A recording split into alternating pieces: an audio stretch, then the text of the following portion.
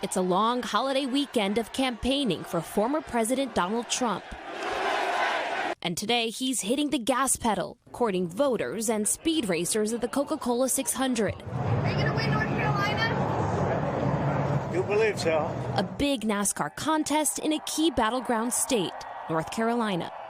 But last night, a far less friendly reception than Trump typically sees at his own rallies. The crowd at the Libertarian National Convention booing the former president. Combine with us. You have to combine with us. We cannot give crooked Joe Biden 4 more years.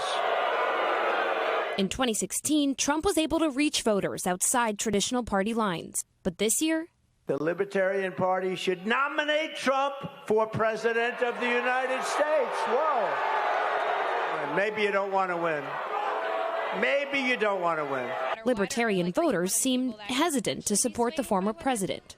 I would rather eat my own foot out of a bear trap. Independent candidate Robert F. Kennedy Jr., who spoke to the same audience on Friday, no more propaganda, was briefly considered today to be the party's 2024 nominee, but was quickly voted out by the Libertarian delegates. Robert F. Kennedy Jr., 2.07%.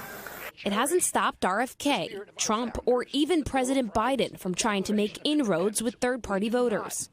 Biden skipped the Libertarian Convention, speaking to military cadets instead at West Point's commencement, a White House tradition.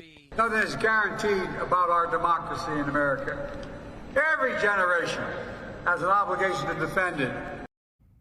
And Julie joins us here on set. So, Julie, Mr. Trump is heading back to court in New York later this week, and people are already lining up? Yeah, standing in line since Saturday, hoping to witness those closing arguments in Trump's hush money trial, which will begin on Tuesday. A verdict, by the way, could come as soon as this week. We will see. Julie Tsirkin, thank you very much. Thanks for watching. Stay updated about breaking news and top stories on the NBC News app or follow us on social media.